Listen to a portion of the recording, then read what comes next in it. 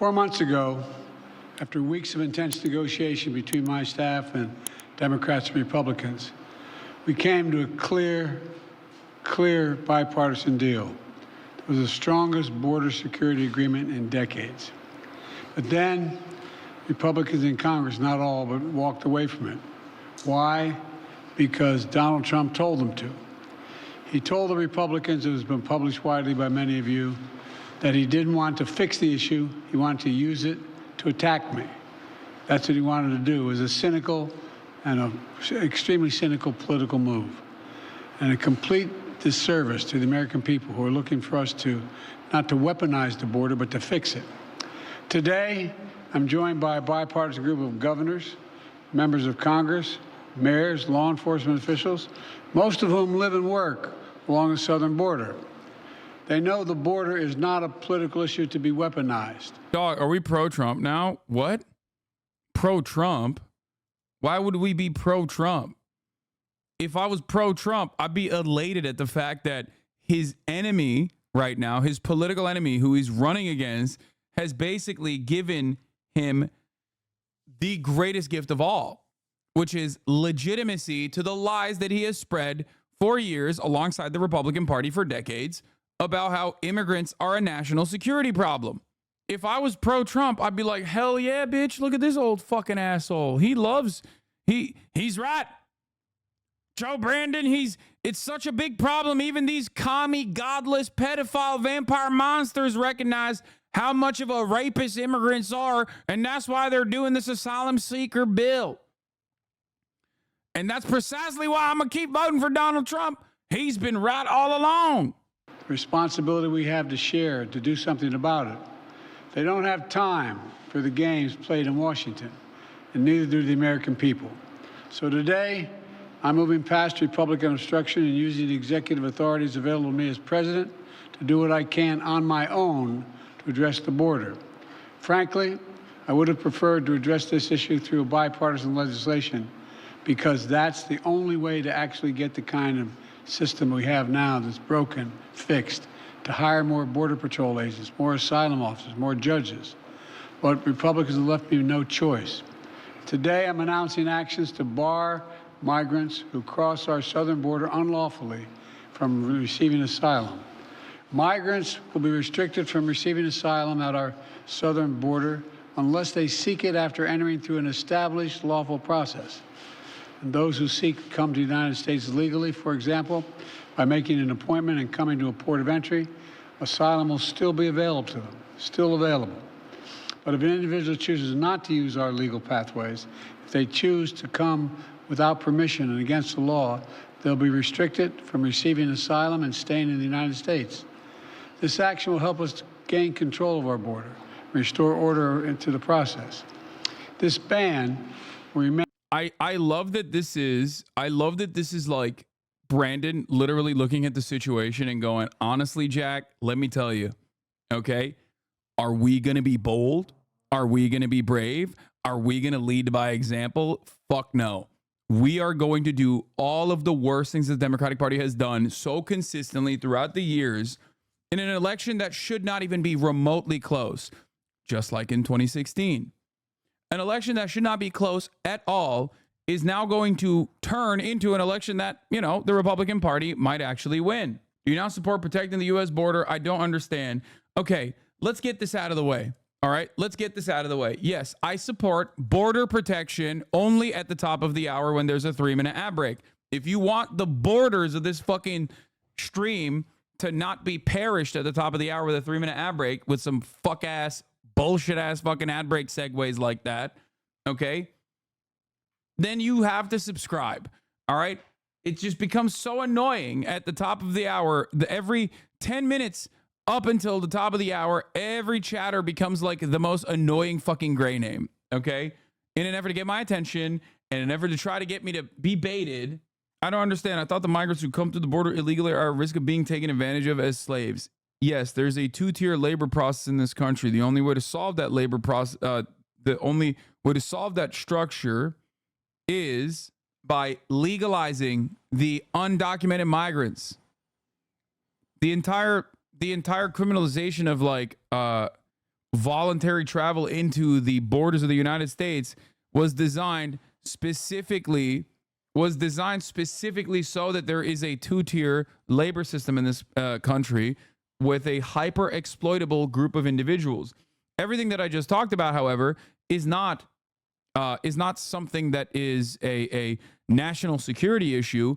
It is, and you might recognize this immediately, it's an economic issue. We destroy the global South. We cause political instability. We cause chaos in an effort to extract their natural resources and oftentimes their labor as well. Then, in that chaos and instability, people obviously are escaping that chaos and instability, and they want to come into the United States of America looking for a better life, a better future for themselves, and security and safety for their children.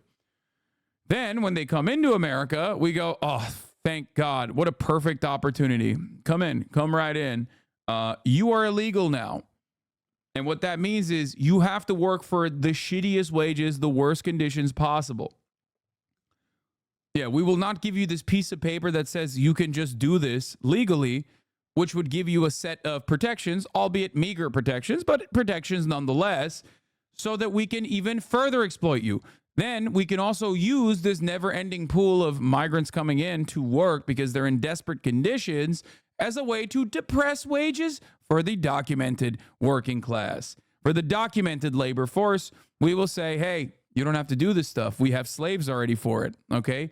Damn near slave wages. It's beautiful. We bake it into our profit margins. The entirety of the American agricultural output is reliant on undocumented labor. The Biden 24 campaign might genuinely be worse than Hillary 2016. All signs point to 18 to 35 vote deciding the election, and currently Trump is more popular in the candidate age range, not because there are more Republicans in that age group, but because so many people in that age group fucking hate Brandon, but Brandon wants to push on with policies that are strongly abhorred by the age group. Genius. It's because the 18 to 35 age demographic does not go out and vote. It's a minor percentage of people that go out and vote, and instead of trying to captivate them, trying to actually get them to vote for the first time, even in many instances, or vote at all, well, that takes a lot of time and effort, and it changes your basic policy calculus too. The Brandon camp is looking at likely voters, people who have voted, people who love voting, people who come when they think about voting. You know, age demographics where people are voting by much higher percentages than the 18 to 35 demographic. Those guys are reactionary. Those guys are right wing. Those guys are really worried about immigration. Now, part of the problem in this conversation is that there's no alternative. There's no media machine fucking pushing in the same way that like the right wing propaganda outlets regularly pump out anti-immigrant sentiment. Local news is also pretty fucking right wing. Shouts out to Sinclair Broadcasting. It's all a monopoly now.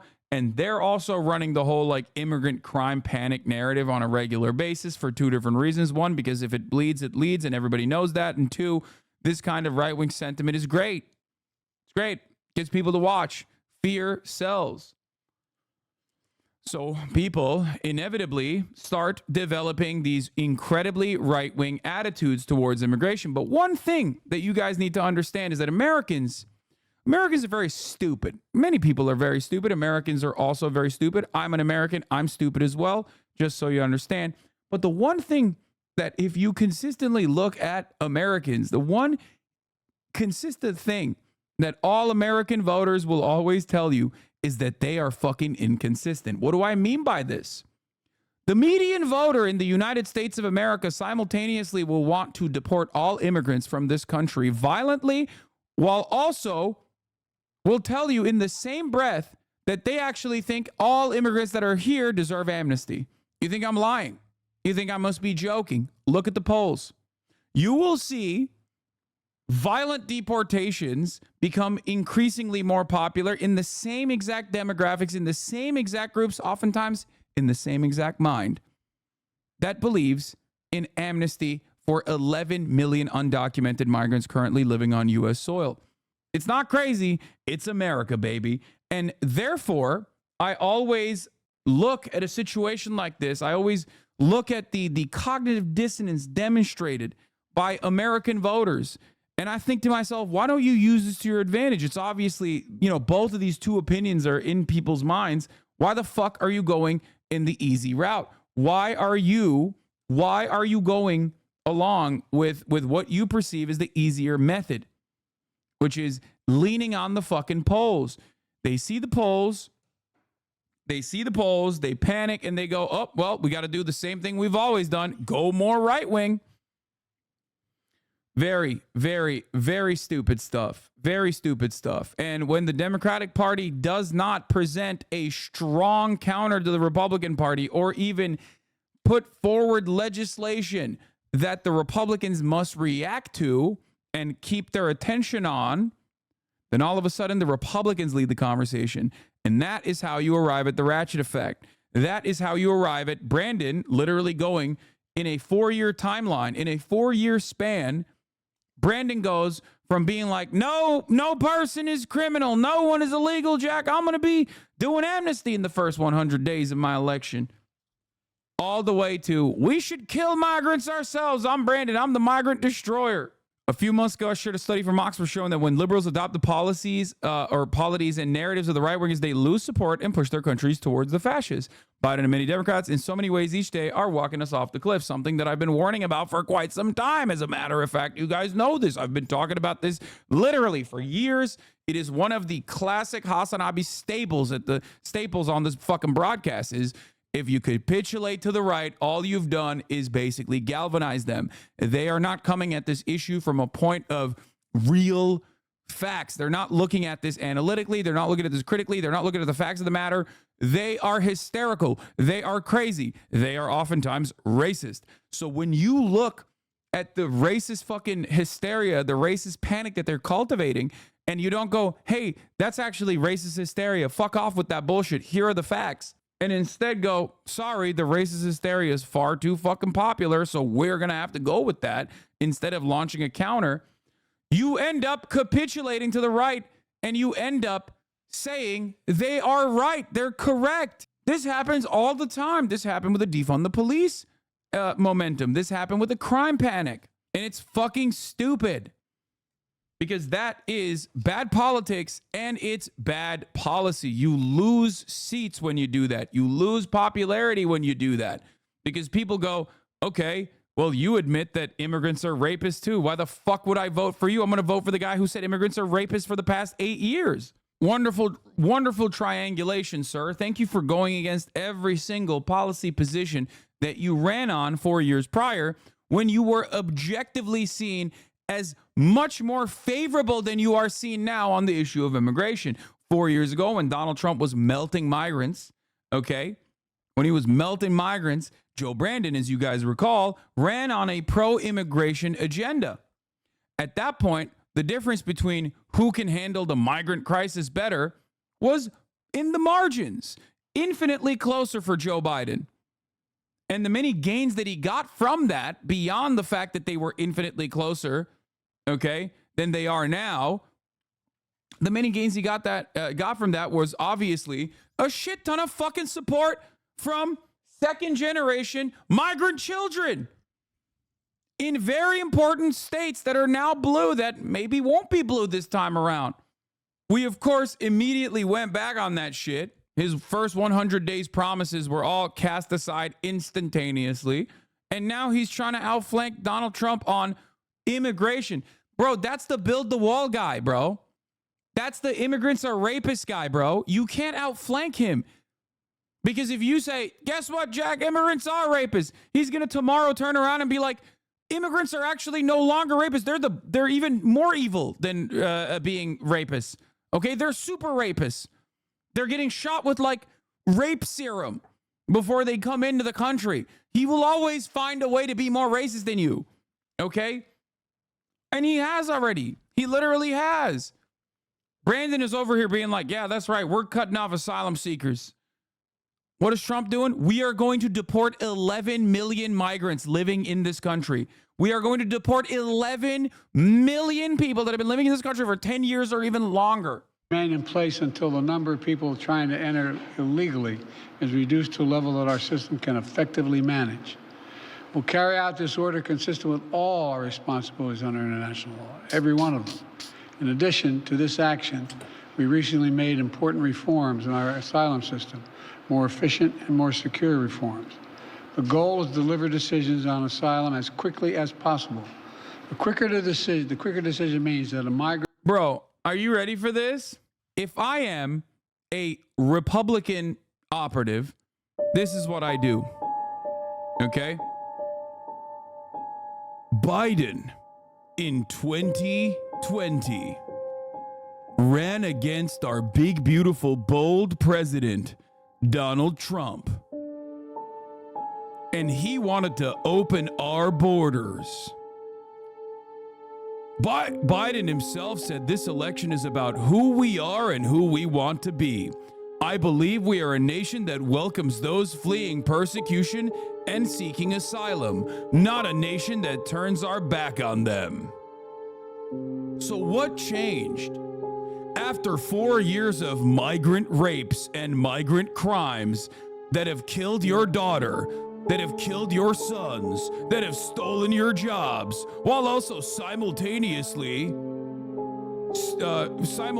putting a strain on our welfare state that Democrats keep giving money to them instead of our homeless veterans, Biden has realized that Donald Trump was right, that immigration is a problem, but it's far too late.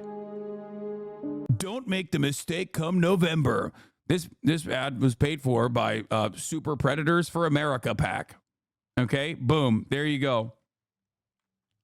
All it is, you got to fucking point to like all of his previous promises in the last campaign around and go, that's what he did. That's what he did. Look at him. That's all he did. He ruined the country. He opened the fucking borders. Okay. He opened the goddamn borders. Now he wants to close it, but it's too fucking late. Is less likely to pay a criminal smuggler thousands Graham of Waters, dollars thank you to for the take them 521 on a gifted dangerous subs. journey, knowing that if in fact they move in the wrong direction, they returned around quickly. And 2 weeks ago, the Department of Justice started a new docket in the immigration courts to address cases where people who've recently crossed the border and they make a decision within 6 months rather than 6 years, because that's what happens now. Additionally, the Department of Homeland Security has proposed new rules to... Hey, liberal, my vote matters so much more than yours because I'm in Pennsylvania, bitch. Okay.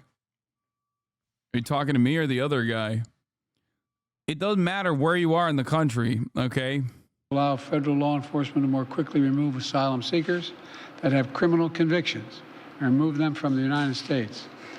My administration has also recently launched new efforts to go after criminal networks that profit from smuggling migrants to our border. Tips to law enforcement provide information that brings smugglers to justice.